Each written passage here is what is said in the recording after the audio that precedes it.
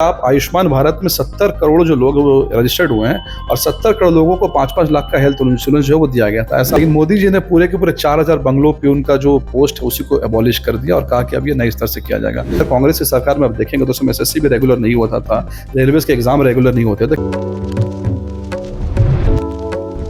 नमस्कार, इस T news देख रहे हैं आप और मैं हूं आपके साथ गौरी रानी। केंद्र में प्रधानमंत्री नरेंद्र मोदी के नेतृत्व में 11 साल पूरे हो चुके हैं और ऐसे में इसी खास मुद्दे पर बातचीत करने के लिए हमारे साथ बीजेपी के प्रवक्ता है अजय शाह। सर, आपका एस टी न्यूज में बहुत स्वागत। 11 साल पूरे हो चुके हैं, बीजेपी कैसे देखती है इन 11 सालों को? 11 साल में हमारा जो अचीवमेंट वो क्या रहा, ये देखने के लिए आपको 11 साल पहले देखना होगा, जिसमें नरेंद्र मोदी जी पहली बार प्रधानमंत्री बने थे। उस समय का अगर सिचुएशन देखेंगे 2012-13 का आसपास देखेंगे तो हमारा भारत जो है उस समय हमेशा स्कैम्स की वजह से जाना जाता था। बहुत ज़्यादा नेगेटिविटी थी, जो फॉरेन इन्वेस्टर्स थे वो वापस भाग रहे थे, इकोनॉमिक में जीडीपी से लेकर हर कुछ जो है बिल्कुल एक निचले स्तर पर था। लेकिन नरेंद्र मोदी जी के आने के बाद में एक बहुत ज़्यादा पॉजिटिविटी आई। अगर आज 11 साल के बाद सिर्फ इकोनॉमिक्स पैरामीटर की बात करें तो आज हमारा देश जो है 4th जो है लार्जेस्ट इकोनॉमी पूरे वर्ल्ड में बन चुका है और आईएमएफ की रिपोर्ट के अनुसार जो है इंडिया अभी फास्टेस्ट ग्रोइंग इकोनॉमी है। तो नरेंद्र मोदी जी के आने के बाद में हम देख सकते हैं सबसे पहला चेंज अगर हम उसकी बात करें तो मान लीजिए आज तक हमारे देश में जो भी विकास के काम होते थे वो प्लानिंग कमीशन करता था, लेकिन प्लानिंग कमीशन में प्राइम मिनिस्टर ऑफिस से चीजें डिसाइड की जाती थी, नीचे थोप दी जाती थी। सबसे पहले मोदी जी ने प्लानिंग कमीशन को नीति आयोग से रिप्लेस किया। नीति आयोग जो कि बिल्कुल एक कोऑपरेटिव फेडरलिज्म का एक सिंबल है, जहां पर नीचे से यानी कि ग्राम सभा से या फिर ग्राम स्तर से जो प्लानिंग की चीजें हैं वो ले जाकर के ऊपर टॉप में बनाया गया। और उसके बाद ही नरेंद्र मोदी जी की बाकी स्कीम्स जो जितनी भी स्कीम्स की बात करें, चाहे प्रधानमंत्री आवास योजना की बात करें, हम आयुष्मान भारत योजना की बात करें, हम डिजिटल इंडिया मिशन की बात करें, स्टार्टअप इंडिया मिशन की बात करें, ये तमाम चीजें जो है वो नीचे से जो नीचे के हमारी जो डिमांड थी उसको लेकर के बनाया गया। एक मैं आपको एग्जाम्पल देना चाहूंगा, छोटा सा बस एग्जाम्पल, जिससे मालूम चल जाएगा कि मोदी जी की सोच क्या है। जब मोदी जी पीएम बने थे तो हमारे देश में जो रेलवे ऑफिसर्स होते हैं उसमें एक ग्रुप डी प्यून का एक कॉन्सेप्ट हुआ करता था, और जो प्यून है वो मतलब कि एक बॉन्डेड लेबर की तरह हुआ करते थे। डीआरएम्स वगैरह के बंगलों में रहते थे, माली भी वही होता था, कुक भी वही होता था, उनका पर्सनल काम भी वही करता था। लेकिन मोदी जी ने पूरे के पूरे 4000 बंगलों प्यून का जो पोस्ट है उसी को एबॉलिश कर दिया और कहा कि अब ये नए स्तर से किया जाएगा।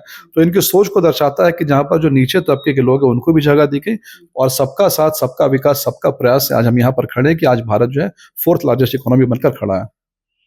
स्कीम की सफलता के बारे में आप बता रहे हैं, लेकिन 2014 में जो अच्छे दिन की बात कर रहे थे, 2 करोड़ नौकरी देने की बात कर रहे थे, क्या लगता है रोजगार के मुद्दे पर विफल रही? नहीं, बिल्कुल विफल तो बिल्कुल नहीं कह सकते। देखिए, सीधी सी बात है कि जब हम किसी चीज को टारगेट करते हैं, मान लीजिए हम टारगेट किसी चीज को लेकर के चल रहे हैं और 100 टारगेट लेके चल रहे हैं, 100 पूरा नहीं हुआ, 80 पूरा हुआ, 90 पूरा हुआ, लेकिन हमारे पास चैलेंजेस आज भी है। ऐसा नहीं है कि भारत में चैलेंजेस नहीं है। उदाहरण के लिए हम आज भी जो है यहाँ पर गरीबी है, आज भी जो है बेरोजगारी है, लेकिन हम नरेंद्र मोदी जी की मंशा और हमारी सरकार की मंशा, इंटेंशन उसको देखे किस तरीके से हमने काम करना शुरू किया तो उसमें 100 में 100 है। उदाहरण के लिए मैं आपको उदाहरण देना चाहूंगा। मान लीजिए कि नरेंद्र मोदी जी ने प्रधानमंत्री आयुष्मान भारत की शुरुआत की थी। आयुष्मान भारत स्कीम का जो पर्पस बिल्कुल साफ था, वो था कि जो लोग हैं यहाँ पर उनको 5 लाख का इंश्योरेंस दिया जाए। अब ऐसा नहीं कि हमारे देश में हर व्यक्ति का हेल्थ जो है मुफ्त में हो रहा है, लेकिन हम ये कह सकते हैं हमारी मंशा बहुत साफ थी और जो टारगेट था जितना हम लेकर चलना चाहते थे काफी हद तक हर पैरामीटर में, चाहे हम हेल्थ की बात करें, हम एजुकेशन की बात करें, हम जॉब की बात करें, हर पैरामीटर में काफी हद तक हम जो उसमें सफल हुए हैं। लेकिन जो प्रमुख जो मांगे रही भारतीय की, जिस तरीके से वो जो वादा कर रहे थे कि काला धन लेकर वापस आएंगे, हर साल हर भारतीय के खाते में 15 लाख रुपए जाएंगे, क्या लगता है कि 11 साल के बाद आप क्या देख पा रहे हैं कि ये वादे सिर्फ जुमले थे? क्योंकि सवाल तो उठेंगे ना, क्योंकि रोजगार का मुद्दा हो या फिर 15 लाख खाते में जाने की बात हो या फिर गैस सिलेंडर में जिस तरीके से एक्साइज ड्यूटी की बात हो रही थी, कमी की, उन सब मुद्दों पर तो विफल रही ना सरकार। नहीं, विफल नहीं कह सकते इसको। हम ये कह रहे हैं कि हमारे पास चैलेंज आज भी है। मैं ये नहीं कह रहा हूँ कि भारत के पास चैलेंज नहीं है। भारत के पास हमने काफी कुछ पूरा किया, काफी कुछ पूरा करना में बाकी है।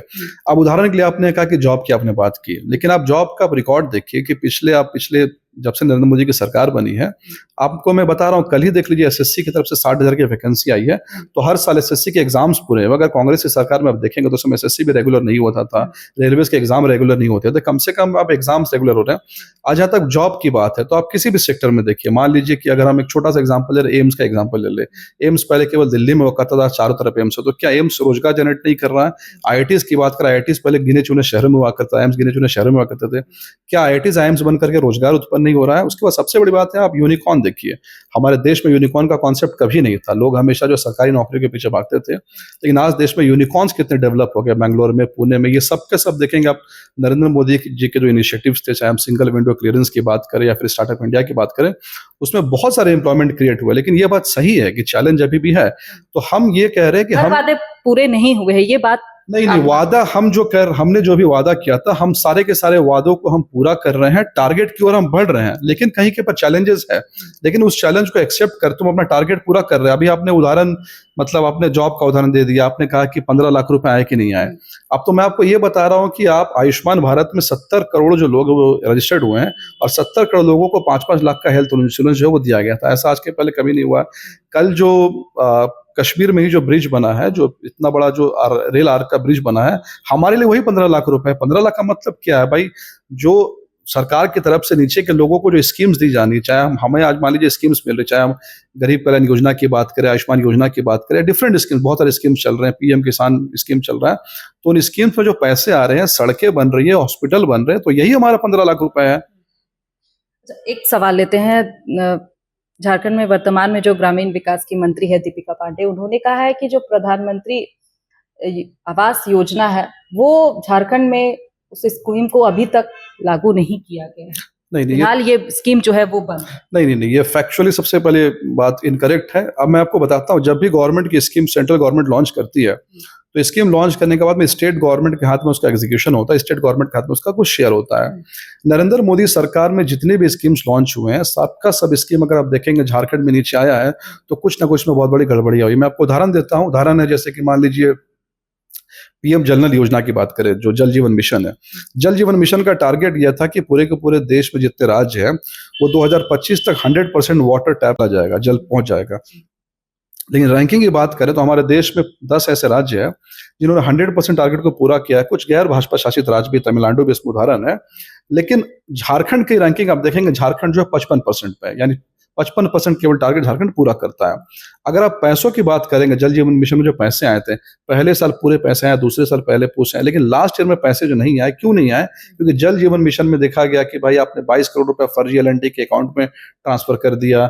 जल का जो है नल लग गया, नल के पीछे का कनेक्शन का पता नहीं है, पाइप कनेक्शन में बड़े घोटाले हुए। सेम चीज आयुष्मान भारत में भी हुआ है, सेम चीज प्रधानमंत्री ग्राम सड़क योजना में हुआ है। तो सेंट्रल गवर्नमेंट की स्कीम्स को इंप्लीमेंट करने की बहुत बड़ी जिम्मेदारी राज्य सरकार की होती है। अगर राज्य सरकार उस स्कीम को अच्छे से इंप्लीमेंट नहीं करेगी, उसमें पैसे खाएगी, घोटाले करेगी और ये उम्मीद करेगी कि केंद्र पैसे देते रहे, हम घोटाले करते रहेंगे, तो ये जो है नहीं चलेगा। चलिए, बेहद शुक्रिया। तो हमारे साथ खास बातचीत कर रहे थे बीजेपी के प्रवक्ता अजय शाह, जिन्होंने बताया कि प्रधानमंत्री नरेंद्र मोदी के नेतृत्व में जो 11 साल हुए वो सफल रहे। हालांकि कुछ चैलेंजेस हैं जो अभी बाकी हैं, लेकिन जो वादे किए हैं उस वादों को पूरा करेंगे। फिलहाल इस खबर में इतना ही। मुझे दीजिए इजाजत। नमस्कार।